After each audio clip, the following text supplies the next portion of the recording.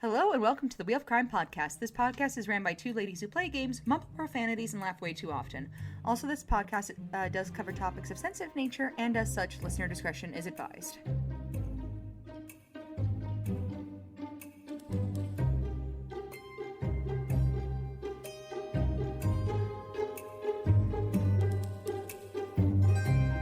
Ho ho ho. Welcome Ho, ho, to another ho, ho. festive episode of the Wheel of Crime podcast. My name is Jenn. My name is Emily. I love that you introduced our Christmas episode sounding like Count Dracula. That was a neat little twist. Welcome to my castle. I was going for more Santa vibes, but you're right, it did sound like Dracula. That was 100% Dracula. No Santa to be found. Dracula isn't even wearing red in how you did that. Like, that's just straight up Dracula. That's it. There's nothing else. You know, Santa got bitten by Dracula, and now he is also a vampire. So there you go. That's how he lives forever. That's the ship of the century. Count Dracula Absolutely. and Santa Claus. Oh, God. I ship it. We've got brain rot. Anyways, Yeah. welcome to today's Christmas episode. We're doing Santa's sleigh. Do you want to share with everybody how you slayed last week?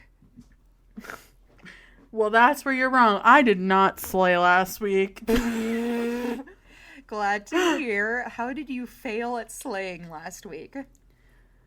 I don't know. I just feel like in general, it's just the current vibe I'm in for this year, which is honestly why I'm happy. This year is coming to an end.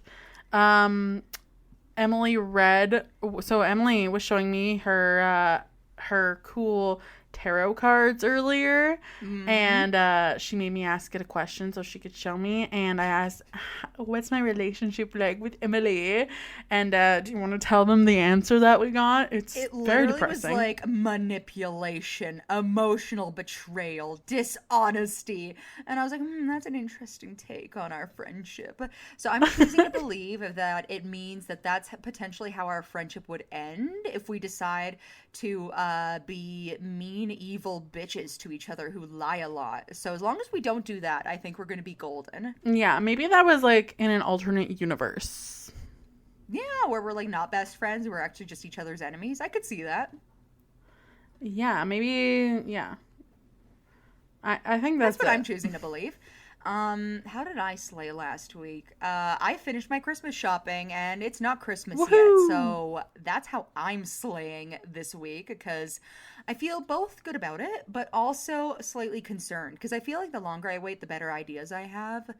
But at the same time, it's like, well, but then you're stressed. You aren't the person that you're giving the gift to, so maybe your first idea is better than your second idea, even if you feel like your second idea is better than your first idea. You know what I mean? See, I like to write all of those ideas down, and then next year when I'm trying to figure out what I'm getting, I have all my unused ideas from last year to, like, as a starting point, at least. But you see, that's proactive, which I am not. I go off vibes only. That has been how I've been rocking and rolling these last few years. Is it stressful? Absolutely.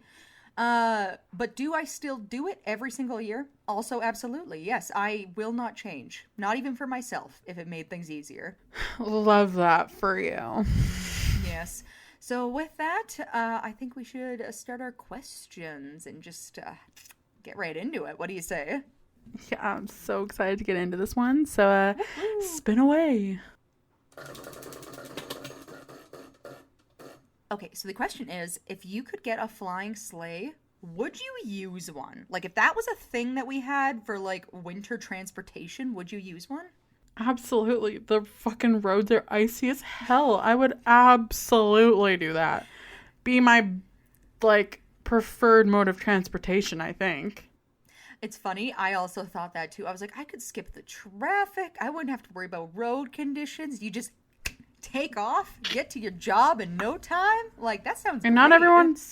not everyone's got a magic flying sleigh, so yeah, no traffic. I'd get to work in like 15 minutes flat instead of 30. Yeah, and like, just think, you wouldn't have to worry about parking, because you know what, you could put that shit on the roof. You would never have to worry about finding a parking spot. Hop on down the chimney and slip right into my desk. Wouldn't that be funny, having to be like, Yeah, for my job position, I need an office with a chimney. And just never Please. explaining yourself, and you just hop down the fucking chimney every day for work. Please install a chimney in my windowless office, please and thank you. Yeah, Love, like, you Jen. don't want windows? No, chimney. Did I stutter? Just chimney. It No doesn't even fireplace. need to have I was about to say no fireplace, only chimney. Just a straight drop into my chair. Like a chute. Okay, that's really funny. I love that. But yeah, that's really, yeah, I like that we're on the same page with that one. I feel like it just makes the most sense. Incredible. Yeah, exactly. Iconic. All right, let's spin for our next question.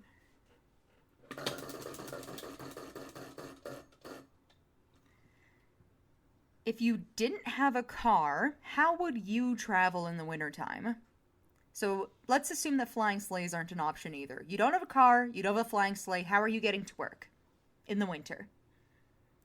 Can I have a flying reindeer? No, we're pretending we're in the real world for this one. Depressing. You have a regular reindeer. I'll ski to work. I'll take a cross country skiing and ski to work. Oh, I love that. That's funny. There is a movie. This is such an obscure reference, and I think I bring it up every year, even though no one's seen this movie. It's called The Christmas Bunny or some shit like that. And it's the funniest movie because there's a scene. It's like about this orphan girl and this like Christmas bunny, and it doesn't even take place at Christmas. It takes place in January. Okay. But anyways, she runs away at the end, and the dad cross-country skis in the forest behind their house to look for her, and then like falls. It's just the funniest thing. It's like peak. It's just like the peak of comedy. Like I can't even do it justice. That is really funny. See, there's just something about watching somebody cross-country ski that's always a little humorous because you're not going anywhere fast. No, you know, like you're like just, I can walk faster than you. Yeah, literally, like, or skate faster than you, Yeah. Go much faster than most things. Unless you're going downhill, then you maybe got me beat. But if it's just like flat terrain, man, is it taking you a while. Like those cheek muscles, like your butt cheeks, aching by the time you get to work. Literally. What is your mode of transportation going to be in this scenario? I was gonna say snowmobile, but now that you kind of mentioned it. That would, now that you're saying that aloud, that would be the obvious smart choice. No, I like your choice of skiing. I can see that for you. I would just I would leave you behind is all that would happen. But I do also like your idea. Tie a rope to your snowmobile and just speed up. Okay, fine. You can tie a rope to my snowmobile. We can make that work. Okay, great. But I do also like the idea of just having like a regular reindeer to ride to work. I feel like that could be festive in its own way. Very festive. Because then my question would be, would you be able to write the reindeer feed off as a work expense? I mean, yeah. If you can write off gas, you can write off a reindeer feed. It's just logical. Because that would be the goal, or I guess snowmobile gas. Because I'm assuming they take gas. I don't own a snowmobile. I actually don't know if I've been near a snowmobile. But I'm assuming they take gas. I have been on one, so. See, there we go. All right, let's spin for our next question. Whoa. I like how both my cats have relocated to the farthest room possible from the wheel because it wakes them up from their nap. Aw, poor Fig and Clover. Yeah, they're just sleepy little guys. If Santa offered you a job and the job was to help him fly his sleigh, would you do it? Yeah, I mean, why not? Like, as a girl, depends on what the salary is per year. Like, what am I making here? Is he giving me free Uggs? Sure. See, my thought is that, if he's offering me a job to fly his sleigh, I'm assuming he's either an employer of multiple jobs, and if I'm already employed as working for Santa, and this is like a separate job, I would want to get paid the same wage as if I was making toys. You know what I mean? But just for one night of work. I'd be like, yeah, Well, I Santa, mean, I'll work for you. But instead of making toys for the whole year, I want to just work this one night and you pay me the same as if I've worked a whole year. that's like a 24-hour shift, including all like the different time zones. So Oh, yeah, that'd be some 100%. big OT, and you would be sleepy Oh, by the yeah. end of it. You'd be crashing that fucking sleigh into every chimney. So much damage on every roof. Just Emily, chaos ensues. But yeah, that would be my thought, because that would be a very long shift to have it. It better be worth my time. And on a holiday, like, there's got to be That's what overtime. I mean. Like, if I am working through the night on Christmas Eve, like, there better be something for me at the end of it. There's got to be. So yeah, what's the salary like, Santa? Don't cheap out, because I'm gonna start a union with those elves, and we're gonna get elf our union. bag. Yeah, exactly. Oh God. Yeah, that's my answer. Is what's the salary, Santa? These are the hard-hitting questions. Yes. All right, let's spin for our last question.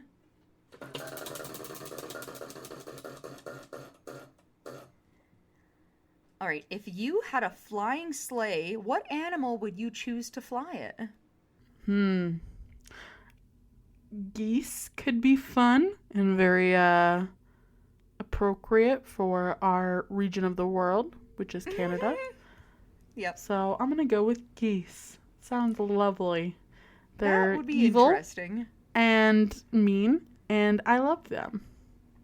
Everybody would stay. You would not have to worry about theft of anything on your sleigh because the geese would have you covered. They would literally attack someone just for looking at that sleigh. Mm-hmm. What would I have as a flying animal? I feel like because it's the winter time, it makes sense to pick kind of like a wintry animal. But I'm trying to like go through my roster of what I know for like winter animals. Ooh, you know what I would have? I would have a bunch of those like snowshoe hares, like rabbits for my sleigh. Cute. Yeah, I think that'd be fun. It would be a quick trip, I feel. A little They got chaotic. beefy legs. The hams on those guys, man, they could get you across the world in like no time. You would get your presents like a day early for sure. Yeah, like you'd be like, "Oh my God, it's Christmas Eve morning. How is the tree already full?" And I'd be home with the rabbits, sleeping the day away. You'd be like, done. She delivered early. Everyone's happy. Pretty much, yeah. Oh boy. Well, I feel like we definitely have been moving quick today for our conversations and our questions. This is unlike us. I know. The people will be happy because they hate our chit chat. We're assuming. I don't know. Probably, though. I imagine very little people care about what's going on in our lives, but it's fun for us. But Yeah, for this all is you for us. people, yeah, all you people who hate when we talk about ourselves, maybe you're having a good time. So I'll get This is your into present. You're welcome. Merry Christmas. Markromans. Happy I will. holidays. I'll do the description just because I'm going to be describing what a sleigh is. I feel like that's vague enough for both of our stories. And then you can get into yours once I'm done the description. How does that sound? Amazing. Take her away. All right, so a sled, skid, or sledge or sleigh is a land vehicle that slides across a surface usually made of ice or snow. It is built with either a smooth underside or a separate body supported by two or more relatively narrow longitudinal runners similar in principle to skis. This reduces the amount of friction, which helps to carry heavy loads. Some designs are used to transport passengers or cargo across relatively level ground. Others are designed to go downhill for recreation, particularly by children or competition. Compare cross-country skiing to its downhill cousin, for example. Shades of meaning different the terms. And that's basically that. So Incredible. it's a thing you can get on. It goes one way. If you go downhill, it's pretty fast. And that's what that means. She goes supersonic speed, which is ideal for Santa. supersonic speed. Yes. All right. But yeah, I'm very curious to hear what your story is today for us. Today, I'm going to tell you about Kim and Danny Daniels, who lived in a small town called Santa Claus, Georgia. Now, not a ton is known publicly about the early life of Kim and Danny, but Kim grew up in a foster care, and Danny was a rural mailman working out of Lyons, and he met Kim in 1990. At the time, Kim was a drug addict living out of her car, and Danny really helped Kim get on her feet and work on dealing with her addiction. They eventually got married and decided to set up roots in their sleepy little town. They both really liked it there, and they were highly religious and well liked throughout the community. Kim and Danny began taking in foster children of their own in 1995. They took children nobody else wanted and gave them a good home. Sammy Driggers, Kim's former foster father, told the Washington Post. Everyone in town regarded the couple as incredibly generous and kind parents. Now, let's address the fact that they lived in a town called Santa Claus for a hot second, because did not even know that that was a thing. You know, they probably buy into that too. You know what I Yeah. mean? Like, if your town's named Santa Claus, like, I bet you there's Santa Claus stuff everywhere in that place. Christmas every fucking day. So you better Well, have some holiday that's spirit. the thing. Every day of the year. Like, even in July, you're going to have Santa-y stuff outside. You gotta. Unavoidable. So apparently a local entrepreneur named the community after Santa Claus, the Christmas saint man in the suit. Icon. Yep. Yeah, the Christmas icon, with the aim of attracting tourists to his pecan business and adjacent motel. Santa Claus was incorporated as a city in 1941, and the city does indeed have several Christmas-themed street names: Candy Cane Road, December Drive, Rudolph Way, Dancer Street, Prancer Street, and Soleil Street. A sign at the edge of town hailed a Santa Claus as, quote, the city that loves children. So that's their little town motto. Cute. Which is very cute and fitting. It's a very small city with a population of 155 people back in 1997, and hasn't really grown all that much, as the population in 2021 was 204 people. So now Kim's favorite time of year was always the holidays, which is great for her because, like we said, you gotta love it to live there. Mm-hmm.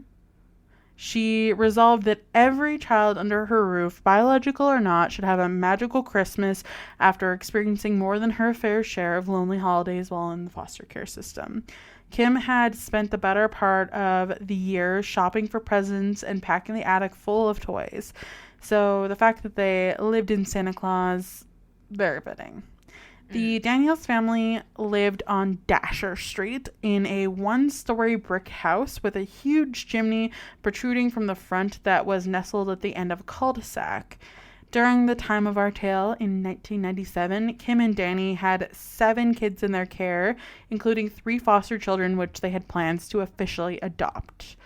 Just after midnight on Thursday, December 3rd, 1997, the booms of a shotgun blast went off on Dasher Street and could be heard from several streets away. Around 4 o'clock in the morning, a farmer and his wife were awakened when their dog wouldn't stop barking. They looked out the window and saw 3 children walking down the road in their nightgowns. They called police, who arrived within 10 minutes at their at their house on Carter Pond Road. The 3 kids, ages 8 to 10, were shivering and abandoned on the side of rural Bacon Country Road, some 45 miles away from their home on Dasher Street. They were in shock but coherent. They said that they had been taken from their home in Santa Claus earlier that morning. The oldest girl had been raped and sodomized. The frightened children told the police that where they lived, and 2 deputies were dispatched to the ranch-style house, arriving shortly before dawn. When the deputies arrived, they called into the house and no one answered, but the door was slightly ajar. So they went in to investigate, and when they reached the master bedroom, the deputies saw something horrifying. 43-year-old Danny laid sprawled beside his 33-year-old wife, Kim. They were drenched in blood, and down the hall, law officers found Jessica Daniels, their 16-year-old adopted daughter from Danny's previous marriage. Still in her nightgown, she was stretched out on the extensively bloody stained hallway carpet, apparently shot at close range. In the adjoining room, the policeman found 8-year-old Bryant, Daniel's biological son from a previous marriage, and he had been sleeping with his teddy bear in his bedroom when someone shot his face away. Oh. Yeah. The police continued to search the house when they found 2 of Kim and Danny's foster kids, 4-year-old Corey and 10-month-old Gabe, hiding in the closet, thankfully alive. The police discovered that the killer gained entrance through an open window at the rear of the house. After going on his murder spree, the killer left and did not steal anything. During that Saturday morning, police learned from the surviving children that they were awakened by bursts of fire before being taken hostage. He drove them out to the boonies where he raped the oldest girl and then drove them 45 miles away and turned them loose on Bacon County Road. The children described the kidnapper's car as a black van with tinted windows. Investigators were baffled by this case for 2 main reasons. The first was that nothing like this had ever happened in Santa Claus before, and the second was that Kim and Daniel, from all accounts, were in a happy marriage, were socially popular, and lived very ordinary lives. Right. So it's very out of the blue. Very. The coroner observed that each of the victims had been shot through the head, execution style. It could not have been a threat to the intruder. Danny appeared to have been shot in the back of the head and probably never knew what hit him. Tissue, blood, bone, and brain matter had been dispersed about the room as a result of the force of the powerful shotgun. Blood splattered the walls and ceilings. There was so much blood in the bedrooms that authorities couldn't help but wonder why there weren't more bloody footprints. They also found several 1100 Remington shotgun shells laying on the floor of each bedroom where the murders occurred. The cartridges laying on the bed beside Danny and Kim had tissue fragments adhering to them. Now, while the investigators were collecting evidence over at the crime scene, it was the vehicle description from the surviving children that led police straight to the then 18-year-old Jeremy Scott Hedler. His vehicle had been last seen in Bacon County, and the police ended up finding his van parked on a street behind his family home in Alma, Georgia. Alma's a slightly bigger city, about 54-minute drive away from Santa Claus. Jerry was walking out the front door as a police car pulled up to the front of the house. They made eye contact, and then Jerry turned and ran back inside the house. Mm-hmm. Which, like, I'm sorry, but that's, like, the most suspicious way you could possibly act. Yeah, like, literally turning heels and running away. Like, I don't think it gets worse than that, actually. Oh, shit! Oh, my God. The policeman on site radioed for backup and then ran to the back of the house to prevent a possible escape. At that point, Jerry's brother came out and told officers that he was the only one in the house, which they literally knew was a lie. Because at that point, are you just like, yeah, I'm gonna bullshit so hard that they're gonna have to believe me? Like, what on earth? So Bacon County Sheriff's detectives answering the backup call arrived and initiated a search of the house. They found Jerry huddled in a crawl space beneath the home. Jerry refused to come out, so 2 officers with drawn guns had to crawl in and literally drag this man out. This is kind of sounding pathetic, honestly. He literally is sounding so pathetic. They arrested him on an outstanding warrant of probation violation, and Jerry's brother was arrested for obstructing justice and put in jail with his brother without bail in Bacon County Jail. So they had their killer, but they still had no idea why Jerry would do this. A relative leaked to detectives that Danny and Kim's eldest daughter, 16-year-old Jessica, had broken off a brief romance that she was having with Jerry. Although many in Santa Claus didn't believe that speculation and like the rumors that were going along with it, It was kind of the best explanation for what had happened. Yeah. They had a boyfriend-girlfriend affair, said Sheriff Durst. He refused to elaborate any further. A statement that was recalled by Georgia Bureau of Investigation agent who interrogated Jerry was a chilling one. Without flinching, Jerry told them, "I killed them all." Which, okay, sir. Okay. Thanks for letting us know, I guess. I don't know. I guess, but also, I feel like there's a better way to say that, but maybe not. I don't know. I guess it's not. Good yeah. Either way. Not good. So one agent, Lee Sweat, said Jerry was not especially emotional about his confession, nor did he show any signs of remorse. He was quiet, Lee said, but he was responsive from the very beginning. He told me he killed the Daniels family. Jerry's story was that he had attended the funeral of a stillborn baby he had fathered with a woman that he never saw before. And no matter how many times I've read that sentence, that doesn't really make a lot of sense. I'm so confused. Like, I don't know what that means. Like, was it just that it was a one-night stand, or like he was like literally blindfolded? Baby he had with a woman he's never met. Like, I'm sorry, sir. Please elaborate. Like, I don't know. Was he blindfolded and like, led to a room? Or like, wait. Is this one of those things where he like was a sperm donor anonymously for somebody? Is that a thing? That's it, either way. That's a weird thing to say. Mans is like 18 at this point. So like, I don't know. Can you even be a sperm donor yet? I have no idea. I have no clue. Weird. I don't know what to make of that either. That doesn't make sense to me. But anyways, that night after this funeral for this baby that from a woman he'd never met. A woman he never met, yeah. That night he walked to the home of a friend. They played pool and watched men playing dominoes. Uh-huh. Sounds like the weirdest night you could possibly ever have. Like, I don't understand. To be fair, this sounds like small town activities. I mean, I'm so bored. I'm gonna meet up with my friends to drink and watch somebody push dominoes. Is what this sounds like to me. Yeah, he had 2 beers and then walked to his mom's house where he was staying without paying. When people in the home began talking about the stillborn baby, Jerry said that he ran out of the house, swiped a friend's van, and then drove the US 1 to Santa Claus. He used a stepladder in the garden to hoist himself up to the bathroom window and enter the Daniels home. After entering the home, he took a semi-automatic shotgun from the gun cabinet that Kim and Danny had in their bedroom and went looking for Jessica, who he wanted to kill because she broke up with him.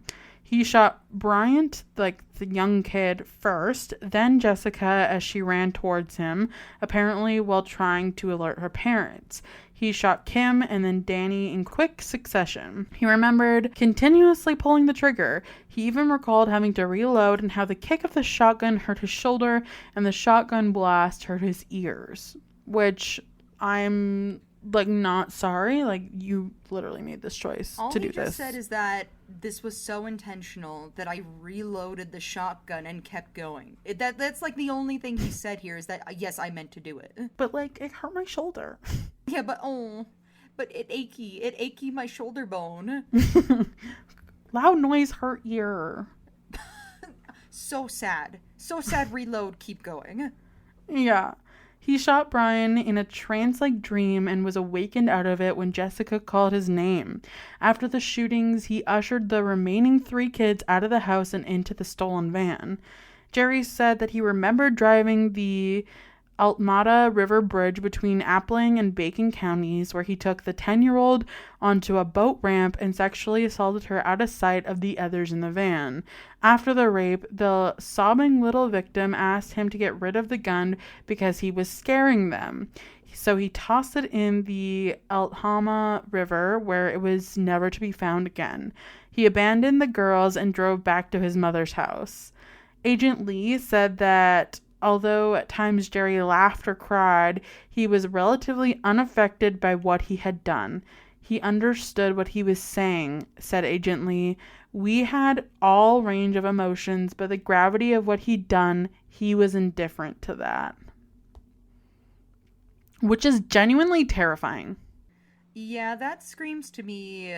Like I said, I'm not an expert in anything to do with mental health, but like that seems a little either psychopath or sociopathic, where there's just like no distinction between like the right and wrong of what the value of a human life is. Like that's a little. That's a little. That's very disturbing. Yeah, that's a fairly big, several red flags just It's an around that absolute one no. thing alone. Yeah. Yeah. So on Tuesday, July 6, 1999, while awaiting trial, Jerry escaped from prison.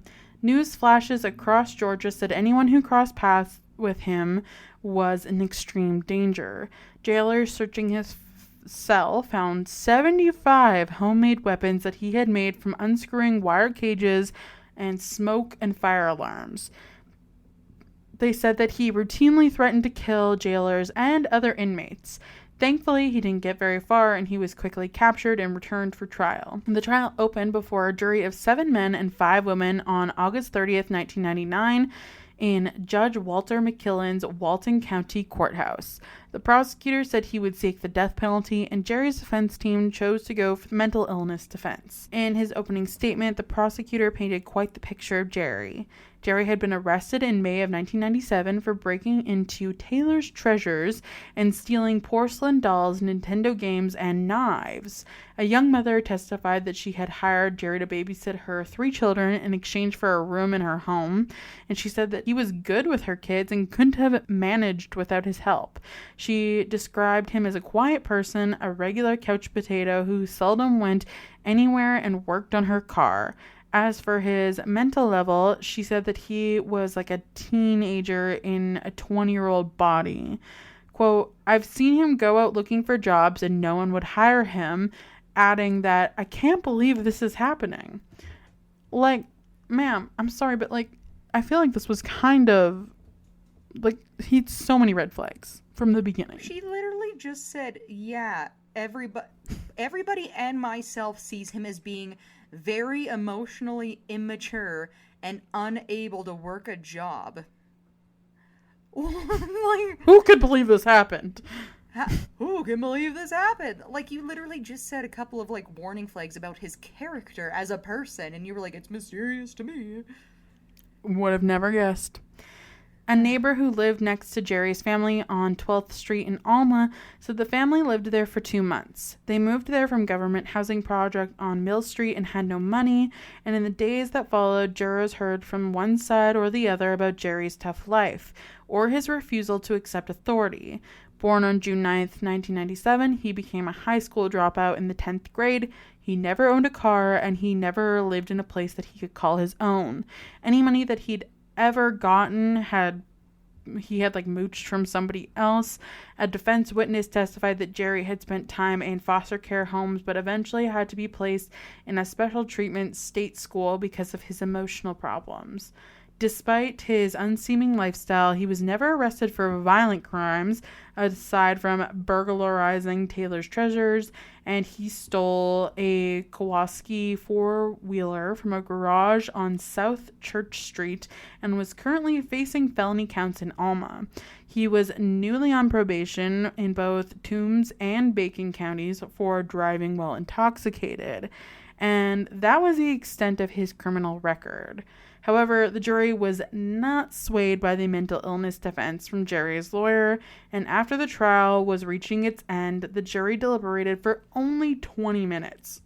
They only needed 20 minutes to decide this man was guilty. To be fair, with how he's been talking about what he's done and like all the other supporting evidence, I can't honestly say that I'm surprised. Yeah. The penalty phase took less than 2 hours, and this time they invoked the death penalty. Jerry sniffled and wiped his nose on his shirt as the 4 death sentences were pronounced. Judge Walter McMillan handed him an additional 2 life sentences plus 110 years on 3 counts of kidnapping for the 3 Daniels children and 3 counts of sodomy and child molestation and 1 burglary. The remaining Daniels children have been placed with relatives, and that is the end. Woof. You came in hard and strong today as far as storytelling goes. Yeah, not a super cheerful holiday tale. Fair. Don't love that for any of them.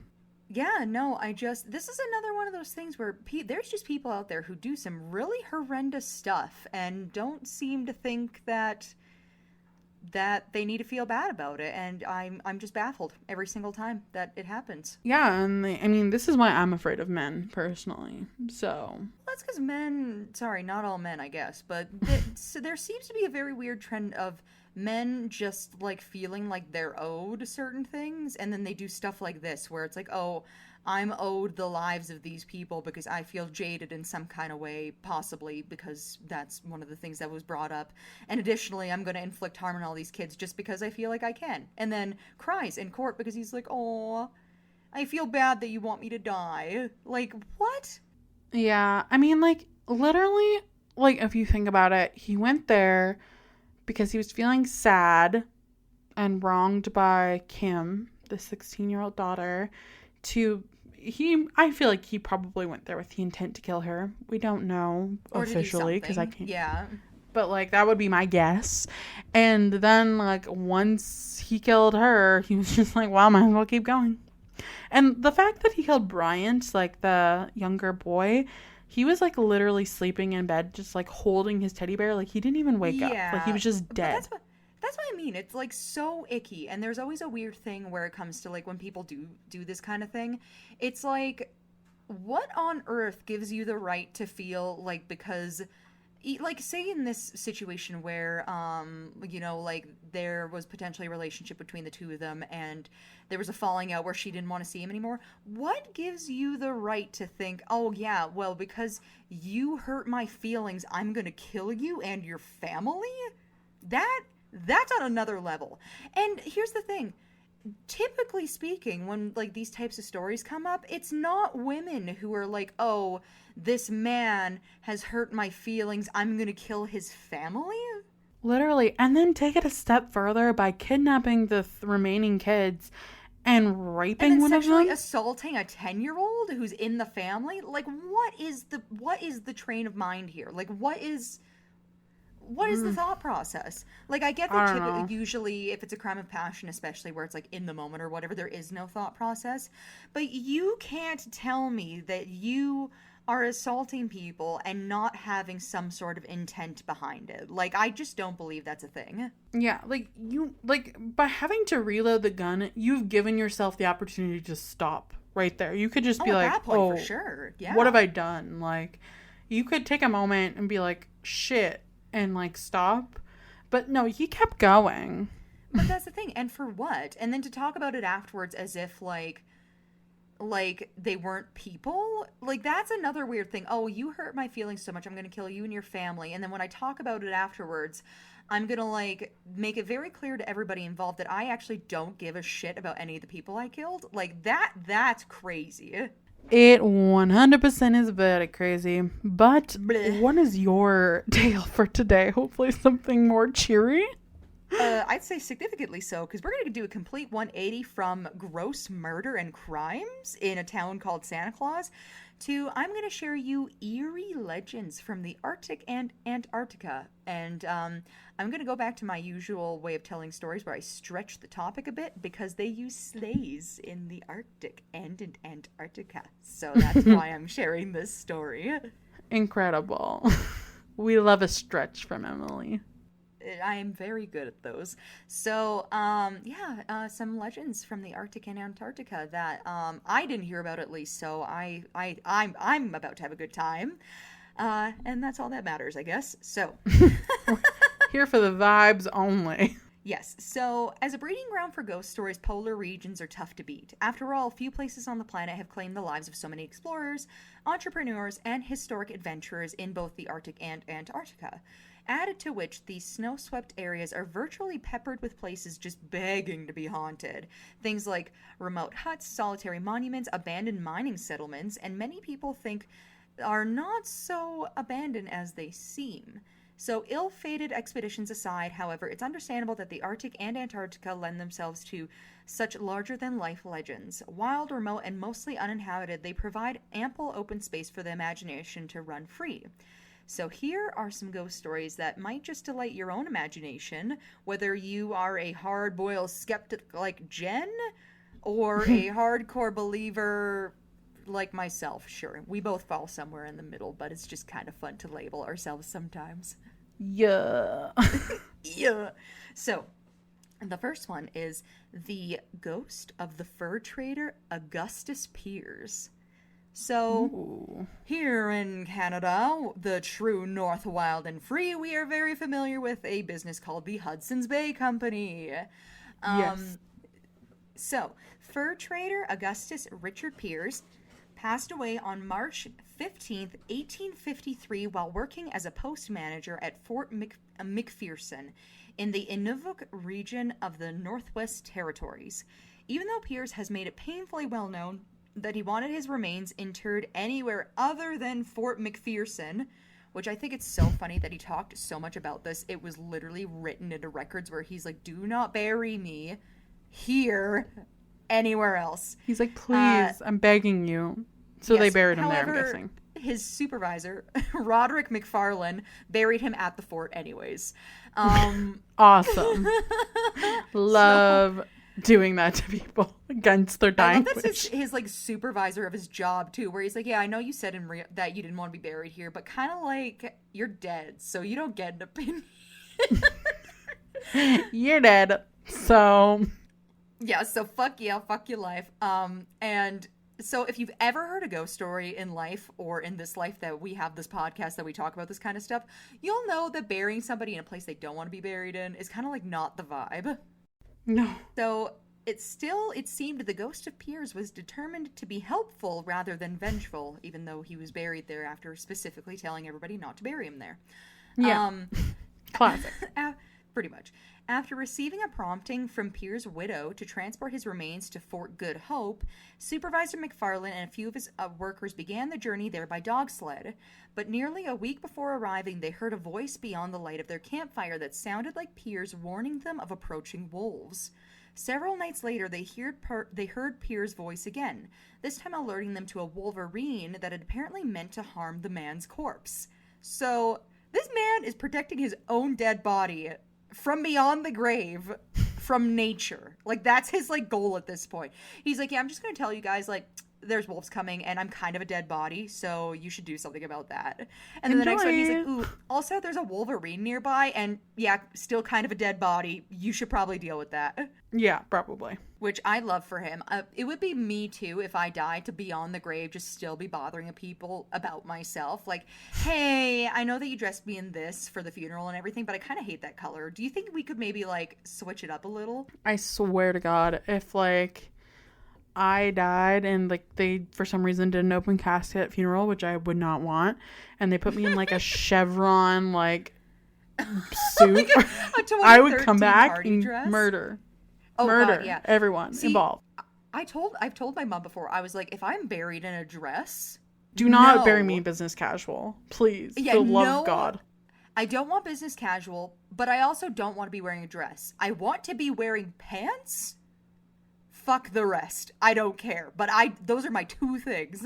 Preferably sweats. Like, I want to be comfy in the grave. If I have to wear whatever I died in for the rest of my life, it better be fucking sweatpants. Are you kidding me? You want me in a nice, tight little button down that's oh so cute to be buried in while I'm on the, like, other side suffering? I think not. That's just rude. It is rude. It's like, you're supposed to like me. Like, why would you do this to me? I think if you bury me in business casual, I'm going to know as a ghost that you fucking hated me in real life, and that's going to be real sad. And I'm going to have a really bad time. So then the Wolverine came by, and then after eventually burying Piers' body in Fort Good Hope, McFarlane and his workers returned to Fort McPherson, but only 2 days into the journey, McFarlane woke up to see Piers' ghost staring down at him and one of his crewmates. The men both saw the ghost and hid under their blankets until it disappeared, which... Same. Iconic. I would do the exact same thing. Me and them, same page. He's like, yeah, you thought you'd bury me here, losers. Now I'm going to watch you sleep every night. You will know no peace forever. Pretty much. So, it seems, and then that's the last recorded sighting they have of Piers's ghost, which it is mildly entertaining. Good for him. I think I'd like to think that it just like the same thing kept happening over and over. So they're like, you know what? This is just how it is now. It's normal. It's Piers's ghost. This is our life now. Yep. He's here. He's mad. Mm-hmm. So then next we have the disembodied voices of Deception Island, which sounds like the That sounds like a Scooby-Doo title. It does, or it sounds like a book title for like a cheesy murder mystery. Or like a Goosebumps book. Oh, 100%. And it's just like sirens or something on an island in the middle of the ocean. But Deception Island is one of the most popular Antarctica cruise destinations, and once it was home to an old whaler station. Whale bones can in fact still be seen on some of the beaches, evidence of an industry that was once wantonly slaughtering these animals. So, when oil prices tanked with the onset of the Great Depression, the station was abandoned and only later appropriated as a British World War II base. Some visitors to Whalers Bay, a landing site on Deception Island, have described seeing strange apparitions and orbs of light, and a few people have even heard voices. Not only that, in 2009, the crew of America sci-fi network TV show Destination Truth visited the bay, where the crew heard loud bangs and saw a shadowy figure walking among the ruins. They also recorded a thermal signature in a window and heard what seemed to be an SOS signal coming from one of the shacks. Are they sure it was orbs and not a lens flare? Or... I don't know. But basically, there's some people who are like, oh, maybe it was to get more viewings for the show. But I choose to believe that the ghosts of all those whales that they killed for no reason... Well, I know there was a reason. It was an industry at the time. But in my opinion, no reason. Are like, you know what? We'll haunt your base. You see shadow figures, turns out it was us. We made it happen. Fuck your base. We live here still. Yep, fuck your base, fuck your life. And that's the end of it. And fuck you. Pretty much. But on the other end too, like the part that I think the most people attribute this to, they're like, if it was a World War II base, there is a chance that they may have had some people there who were prisoners of war and that kind of thing. So Yeah. that may be the more likely theory of what's going Nah, it's on the whales. as far as ghosty business. But I pick whales. I pick whales too. So next is the ghost of the Arctic Circle Hot Springs Resort. The Arctic Circle Hot Springs Resort is in the town. Sounds nice. It does, doesn't it? It's in the town of Central AK, which I don't know if that's in America or not. I was like, or maybe it's like a division of Antarctica or the Arctic, or it's one of them. Not entirely sure. Since I'm covering Arctic and Antarctica, blah, blah, blah, I'm assuming it's some kind of village in one of those places. Not undecided. But it's in this town named Central. And TBD. It was TBD. And was built on the site of a 400 gallons per minute hot spring in 1918. It then underwent several changes of ownership until finally being closed in 2002. Though the facility shut down due to financial troubles, perhaps some of those troubles were due to the odd happenings staff and visitors reported over the years. In the resort's third-floor library, there is said to be a female ghost that roams around the bookshelves, and many of the kitchen workers used to hear strange whistling sounds that they couldn't explain coming from the hallways and the exterior. A teacher from California even tried to contact the ghost of one of the former owners, recording doors opening and closing on their own and claiming to feel the presence of a former owner's wife nearby. Which, I like how they're like, there's women here. Must be the former owner's wives. Could just be women. Who's to say? Who is to say? Who's It's sad to say? they closed. Now we can never go. Which, I mean, if I was a woman who died at a hot spring, I wouldn't even have to be related to the owner there. I would probably just stay there, would be my thought. But Like, the one is literally just, like, reading books and hanging out in the library all day. I'm pretty sure that is you. yeah, that's me in a past life. I'm like, yeah, I'm here in your library. It's at a hot spring. Where else would I be? Where else would I want to be? This is my spot. Just let me live. Actually, let me not live. Let me live in my afterlife, which is also being dead, but also after living. Exactly. Duh. Hell yeah. So then, other visitors have also reported seeing the main hall's chandelier swinging without the help of the wind, hearing footsteps on the stairs, and watching paintings come to life. So, that's an interesting little tidbit of this resort. Which I feel like if you own a Spooky. vacation destination, you have to accept there's going to be people who want to hang out there in the afterlife. Yeah. It feels very Shining-esque. Like, I don't think you've ever seen that Oh, movie, it's The like Shining? the haunted hotel thing or whatever, right? Yeah, but it's like in secluded, like, mountain resort Yeah, thing. so kind of is it kind of like vibes of like the Lake Louise Hotel at Fairmont? Yeah, but, like, more secluded. Sweet. Yeah, that the Fairmont Lake Louise is not very secluded. That is a very accessible touristy location. Yeah.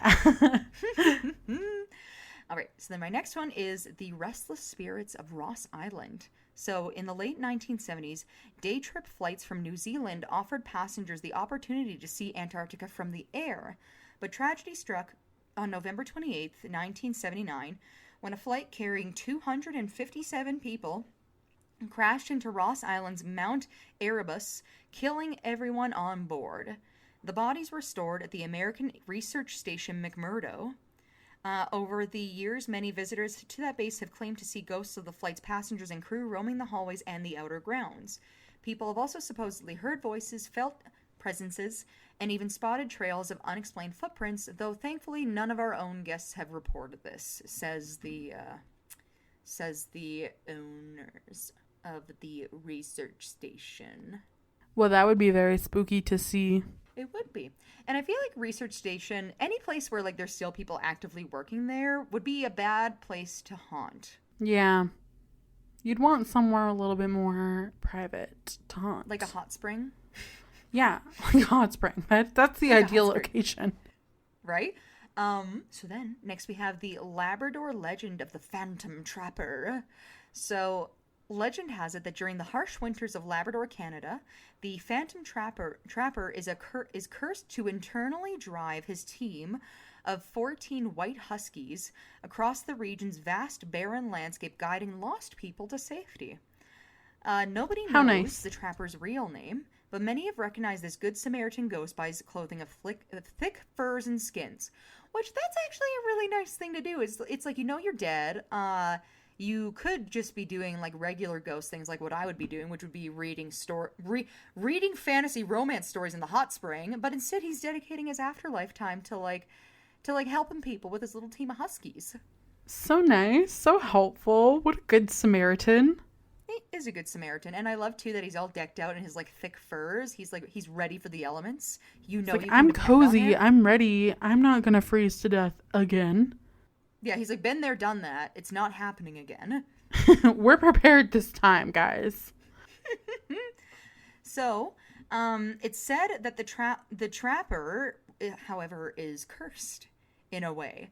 Aw, So poor guy. although we love his dedication in the afterlife, in real life it is said that he had sold toxic alcohol to Native American people and assaulted their women before dying eventually of natural causes. And so even though he was able to evade retribution for his crimes in life, he's now doomed a penance in death.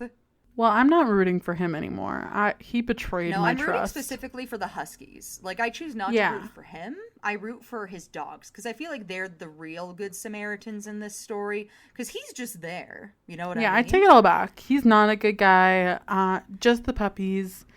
And Well, they're don't the know ones why leading the they're sleigh, involved with so him, but obviously, yeah, well, they're the ones leading the sleigh, so obviously he has nothing to do with it. Like, the thing I like the most about him is just his choice of clothing. Like, he's prepared for the elements, but, like, fuck the rest of them. yeah, not good. Not a good man.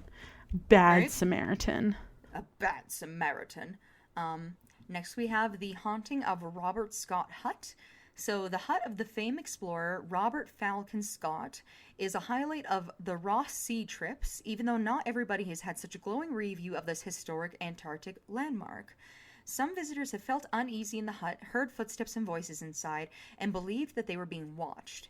As with the McMurdo station specters, however, we have not heard any such claims from their passengers or their own passengers, which is a quote from the person who leads the cruise trip. Yeah. And then they also, I thought this was really funny. They made a quip where it was like, good thing as it's been a while since there's been Ghostbusters on the payroll. Got him. Yeah. That's such a like old man joke too. I don't know if it was an old man who made that quote or not, because they just attributed it to the cruise line workers, not to like an actual person. But it's still I'm gonna believe it was the dad of the cruise. definitely.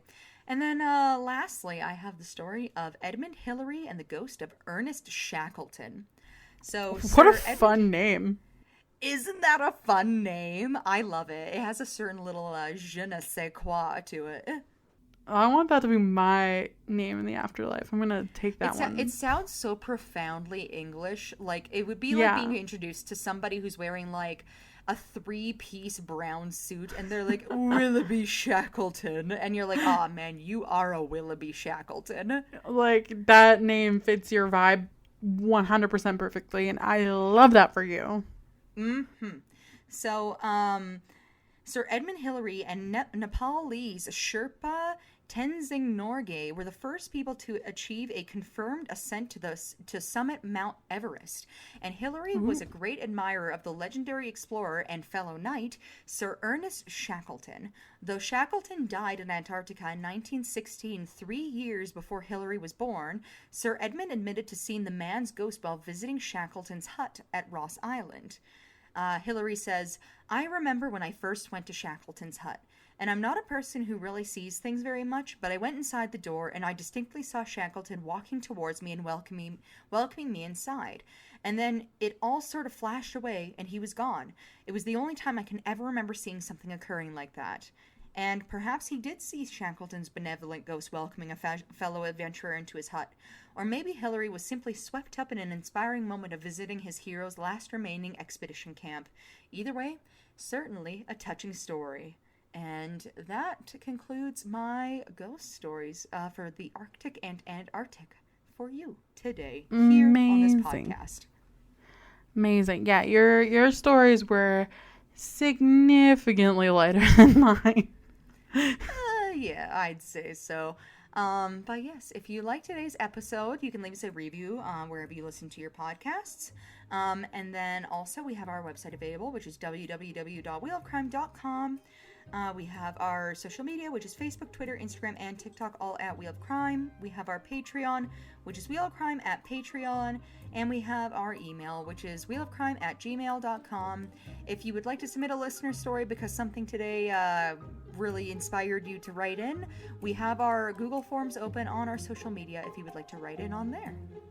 Yes, and before we go, we'll spin for next week's Christmas song lyric topic. So spin away, Em. And it is Underneath the Mistletoe. Ooh. That spicy. That one's gonna be an interesting one to find stories for. I would agree. I am very intrigued to hear what we come up with, so that'll be fun. Yeah. Well, we'll see ya. I mean, I guess that's it. That's all. We'll see you next week for another new episode. Okay, bye. Bye.